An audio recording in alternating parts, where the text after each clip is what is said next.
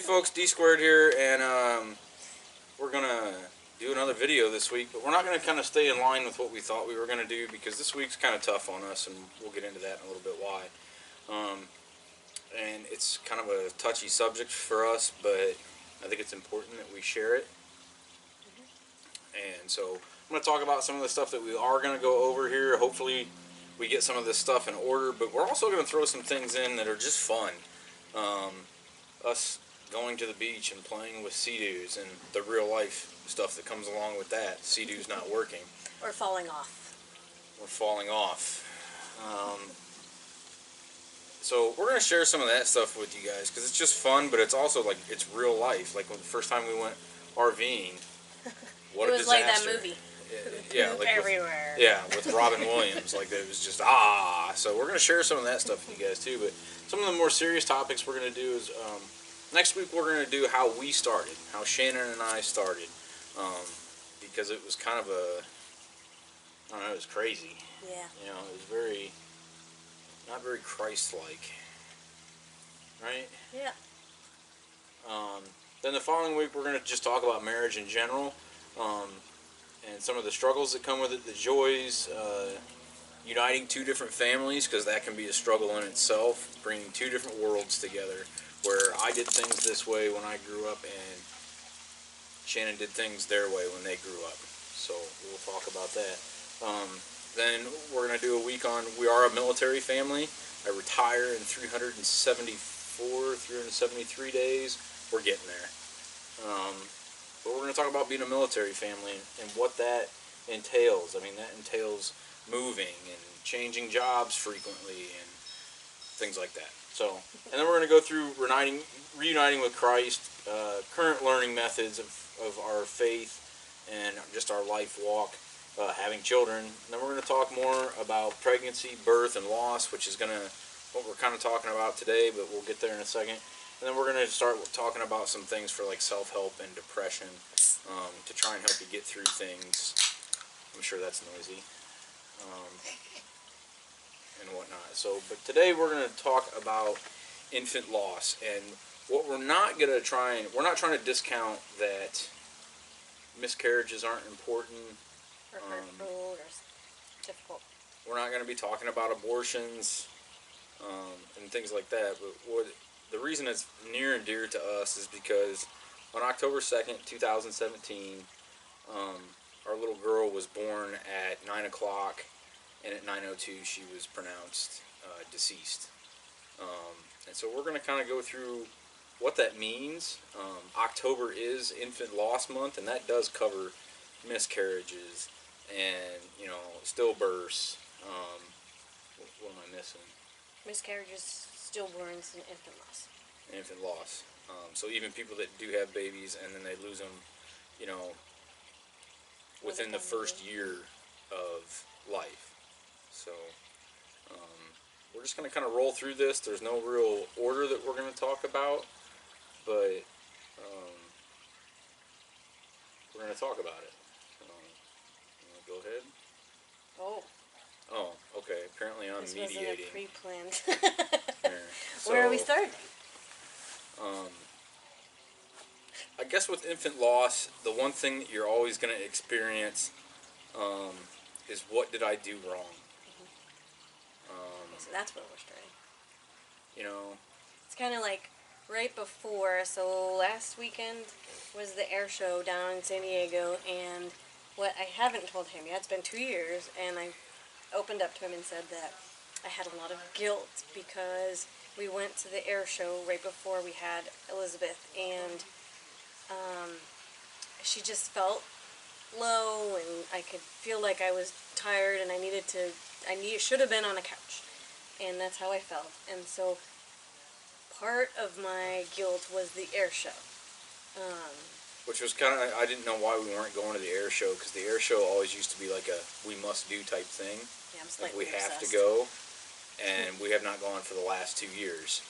So I was kind of like, hey, the air show's this weekend. It was on TV or on the news or something, and that was when she broke down, and I never knew. Oh, sorry. I never knew that was why that's why we weren't going.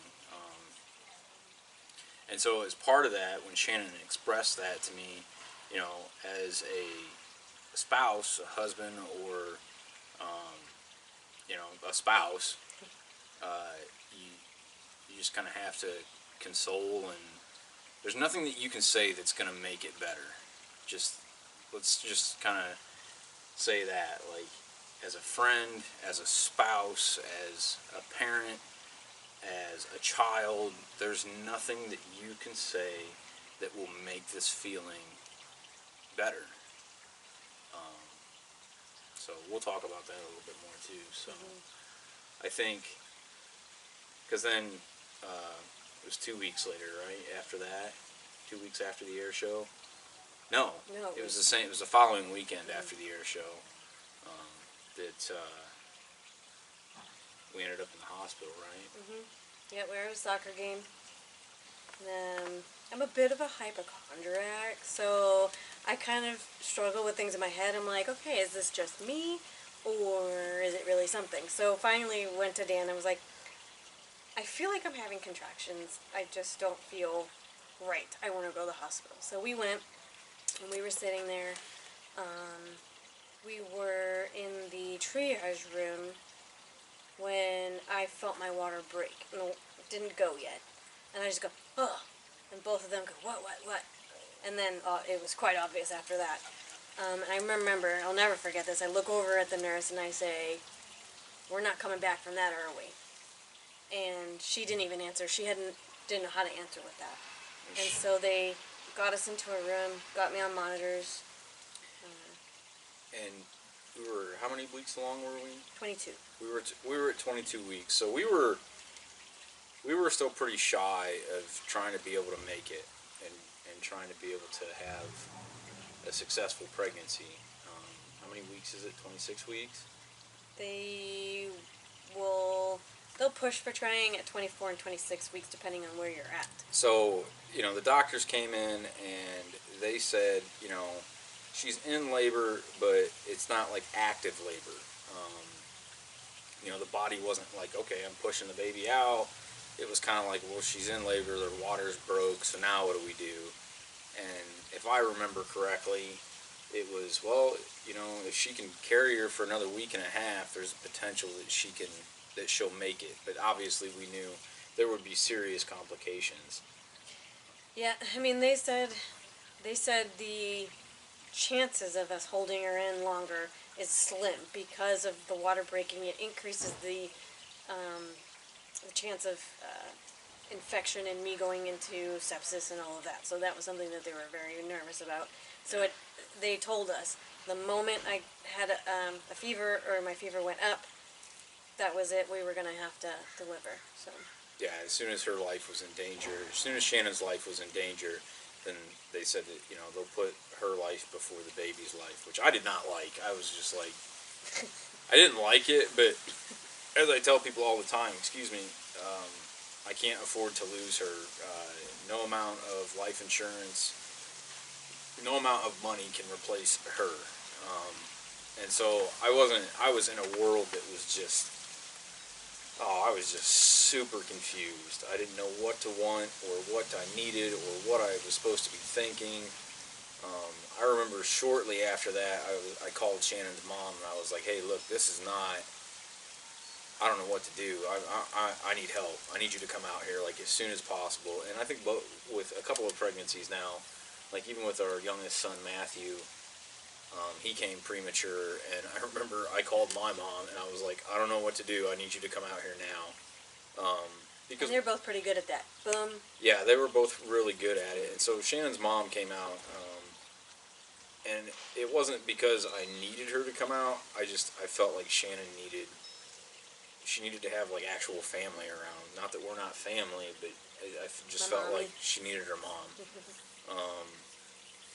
And so I just felt like that was important. Yes. Good decision. Some other things that happened, I found myself sitting a lot in the chapel, praying, and making all these promises to God. that if, he made this work, I would be forever faithful. And I'm sure God was going, well, where the heck have you been for the last few years then? Like, I don't know if that's what he said, but, I was really reaching out and I was searching for answers, and it was the wrong time to search and reach and look for answers. I think what we ended up doing was we ended up putting our church service on in the hospital room, because we go to North Coast Church here in San Diego, and they broadcast it every weekend. And so we watched our service and we fell back on our faith that this was all part of God's plan, whether you like it or not. And I think I have kind of the same thought process. I definitely think God is there holding us through it. I don't know if that's God's plan. I think it's because we live in this fallen world and just crap happens here. Yeah. So I don't always think that God's like, oh, you're going to lose a baby today. I think that we live in a fallen world with sickness and hate and all of that, and I think that whether or not it's His plan, He's learning to discipline us, or trying to us to learn, and He's disciplining us, or if He's just got His arm around us and holding us, being like, hey, I'm here with you. Whether or not it's His plan, He's here and He's getting us through it. So that's what we definitely went in. Yeah, that's much more accurate than what I just said. I think He gave us the strength to show people that, in hard times you lean on God, because we were transferred because the hospital that we were at Camp Pendleton was not going to be able to. They didn't have a NICU. They didn't have a NICU, so they weren't going to be able to intubate, even if we did make it through, the 25th week or whatever. So it was, we moved down to San Diego to Balboa Navy Medical Center, and I think what God used the opportunity to potentially bring someone to Christ through us and through our loss with Elizabeth. There was a nurse in the room that was just like, and I can't believe how faithful you guys are. Like, that's really all we had going for us at that particular time. That was everything. That's really all we had going for us, and she was just amazed. She was just, what church do you guys go to? Where do you find this strength? And it was just like, we find it in the Bible, and we find it, through our church family. So I was just saying that we told her, like, our friends were all over it. I mean, our church family, they were praying, and I don't know about you specifically, but I felt it. I felt the strength inside me by my friends praying for me. Thank you guys. And I think so, and while we were talking about that, they came to the door and they said, hey, the chaplain's here. And we're like, no, I don't want to talk to chaplain right now. We just wanted to because we were holding her, we just wanted to be with her. And they said, he said he's from your church. And then we remembered our friends know a chaplain, and he just happened to be on duty that night, which to us was just amazing. God working in mysterious ways. He put people in our lives because. So we went through the entire birth. We kind of skipped ahead there. Sorry. But we can go back. But the chaplain, his name is Guy Lee. I believe he's now retired from the Navy. But he, it was so nice to have somebody there from our church. Just happened to be a chaplain that was able to be there with us and pray with us and give us some more insight into enjoy the time that we actually had with Elizabeth. So he did like a little memorial service with us there. Yeah. Which we didn't know that was you. I mean, obviously we are not in the right mind at the moment, and he had this whole service essentially for her, dedicated her to the Lord, and they made up pamphlets for it after, and so we were able to take that home, and it was just amazing. So I think we're going to go back a little bit. So we ended up moving down to the Balboa Center, and Shannon ended up developing a fever, and it was just the staff down there was amazing. I will say the nurse that actually asked us a bunch of questions, to be honest, she was a little rocky. The initial staff that we had was completely awesome, and she was good, but she just wasn't as comforting and inconsoling. That's not the word, but yeah.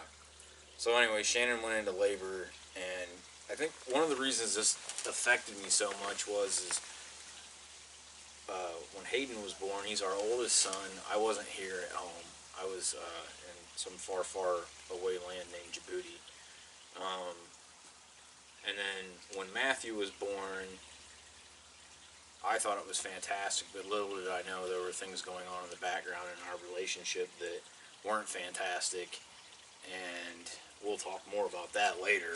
That's for another episode. That's for another episode, but when I found out afterwards, I'm like, all right, so there's 2 pregnancies or 2 births that I've gone through kind of screwed up, and that's what I was really hoping with this one, like things could just be good, and they weren't.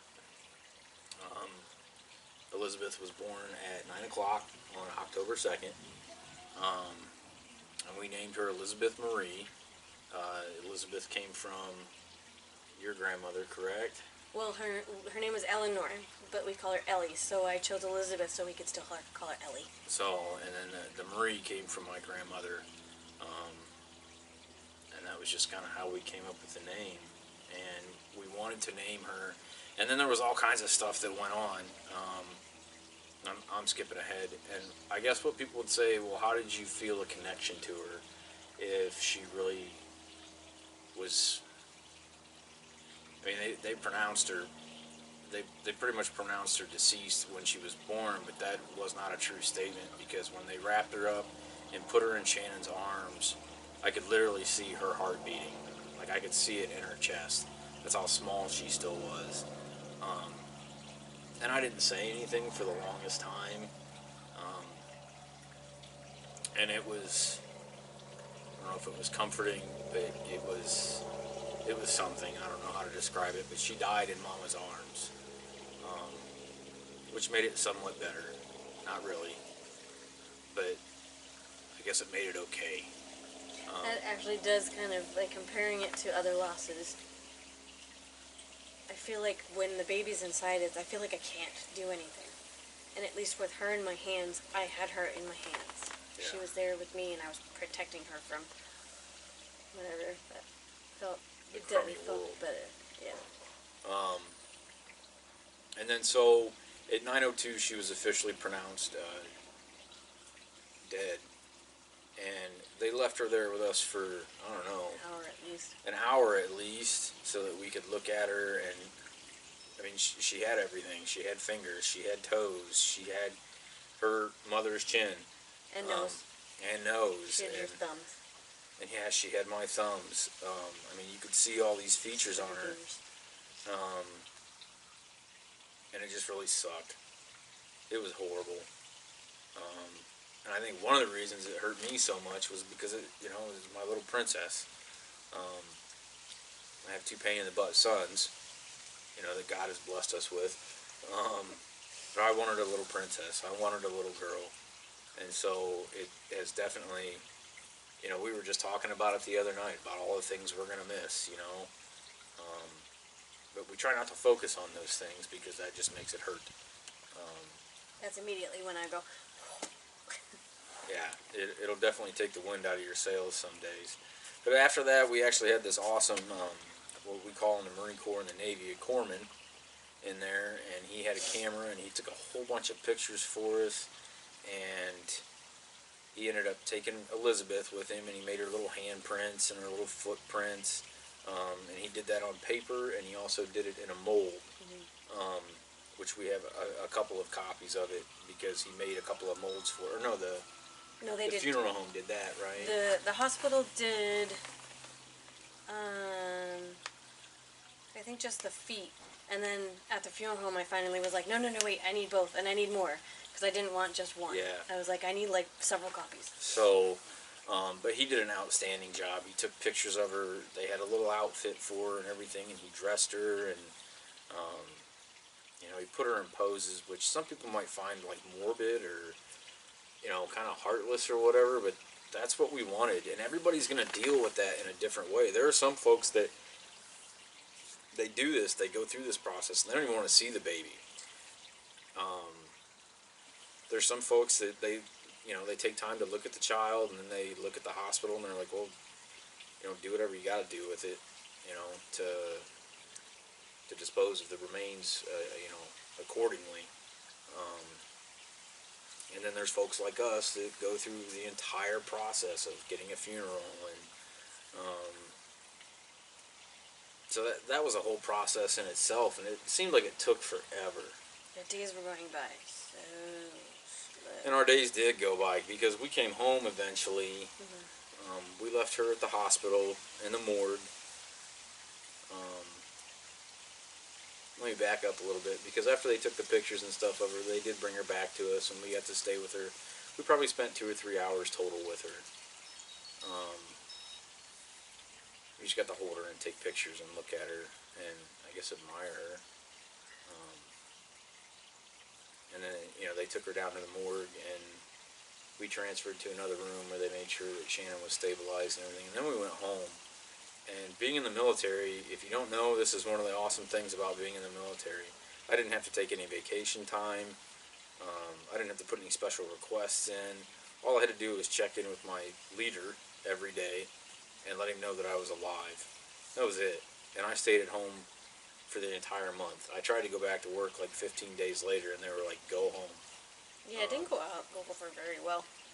Yeah, I had to go back to work because I am a civilian, and I literally they were very accommodating because they allowed me to take the bereavement, but they also allowed me to figure out how to work from home because I hadn't had any cases at that time. Yeah. So I had to find work, and then when I did go to work, I didn't want to talk to anybody.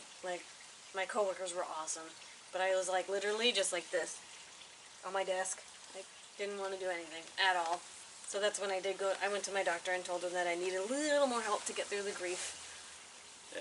So I got on a medication to kind of help me through that. So yeah, we both ended up going and getting some sort of a medication that would try and lift our spirits and pull us out of the depression, because literally we laid in bed for the month of October. Luckily, my mother-in-law came out, Linda came out, my mom was living with us already, and luckily they were there because they were taking care of both the boys, making sure they got to school, making sure they got food, and all that kind of stuff, because it's... Well, and our growth group at church was bringing dinners. Yeah, we had a meal train come in. So I think eventually what pulled us out of all of it was our boys. We still had 2 beautiful boys that God blessed us with, and then we had to take care of them. We couldn't just close up into a ball. And it was Halloween time, so they were counting on us to help them out with that. So we couldn't just close up into a ball. But the funny thing is when people tried to say something to comfort us, and some folks just didn't know what to say, and I remember what my dad said to me, and we'll get into this later too, and I don't know if he'll ever watch this video, but I don't really care. He said to me, well, time heals all wounds. And the only thing I wanted to say was, shut the F up. A lot of people say that. Time will heal. This is one of those wounds that's not going to be healed by time. Time might make it less... traumatic to deal with in regards to functioning. Yeah. You function more. But that wound is never going to close all the way. You're going to have to constantly have stitches in it and, Band-Aids on it, because it's never going to close all the way. And just when you think it's getting better, you're going to get hit in the face one day, just sitting and thinking about it. I actually had a much harder time this year than I did the first year. Then I remember I talked to my brother, and he was like, I don't know what to say, man. And I was like, that's good enough. I know you're thinking about us, and you don't have to say anything. And so I guess what we're trying to tell people is, just think about stuff when you're talking to people that have experienced this. Before you say something of, oh, I'm so sorry, I know how you feel, don't say that unless you know. Because this was strange, and we're kind of getting off on a tangent, but then people started coming out of the woodwork that had experienced the same thing, that had a stillborn, and I think even your parents, right? Mm. No? Okay. Just kidding. I must have misunderstood something there. But there were people that we knew that were like, oh yeah, we've been through this. Like, what? Like, where have you been? Why have you not talked about this? And because it's a hard topic to talk about. This is one of those real life things that is hard to talk about. I'm honestly really proud that I'm not already bawling my eyes out. Yeah, it's just, this happens in life, and people need to know about it.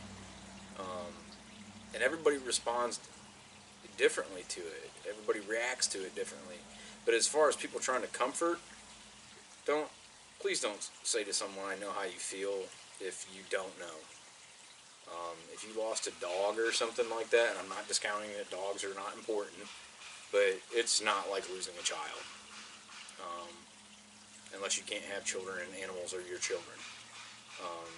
It's even still, I think for women, like, that carry these babies for who knows how many weeks and then they lose them, you'll never know how that feels. I know how I feel about it because I lost my daughter. But she wasn't inside of me. She wasn't growing inside of me.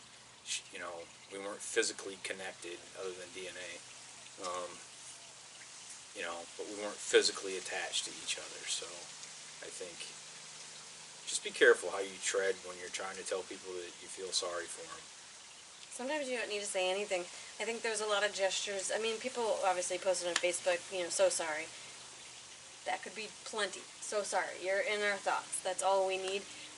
People definitely sent us stuff. Like, so flowers were nice because we made the flowers into other thing. My sister actually used some of the petals from the flowers to make me a really pretty bracelet. So that was really nice. I had friends from a previous unit out in Boston. My buddy Mike went around and gathered money, and they sent us an awesome bouquet of flowers. And I didn't even know who it was from. It was kind of crazy. I didn't find out till later who it was from. But thanks to those guys out there. And so I think to try and make sure that we don't miss anything on this. I know this is kind of a longer video, but we went through the entire funeral process, and I think now what I feel bad about is that we didn't let our boys go and look at her. Or your mother. Or my mom. Or my mother-in-law. Or go to the ceremony where they cremated her. We kind of were like, what I was talking about. it was, sorry. It was, it was just about us. And now, looking back on that, now I feel bad. I wish I would have let my boys go and see her.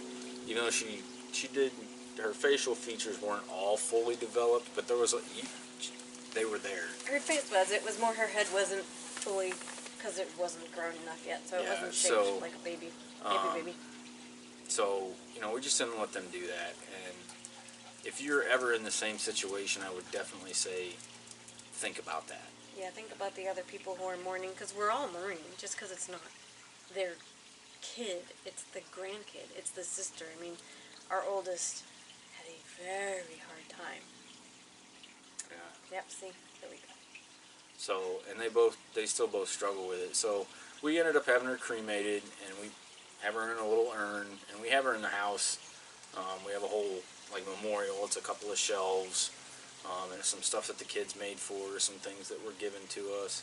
And her little urn has a spot for a candle in it, so we put an electric candle in there, and we keep that burning all the time. When it goes out, we kind of panic a little bit because we need to get another battery or another candle in there. Ooh, speaking of that, something that I struggled with too is at first, something like the candle going out, I would literally have a panic attack. I'd be like, oh my gosh, the candle's out, get a battery, go to the store right now, it's like 2 a.m., we need to, and then I'm like, okay, it's not her, there's nothing going on with her, it's just a candle. I try to remember material things, if something were to break or something, I have to remember, okay, it's just a material thing, and I had to, keep reminding myself of that to move on, because the candle being out is not going to change anything. Right. So it's more of it's what we want to do for her. Yeah, and it's really about what we want to do for her to honor her.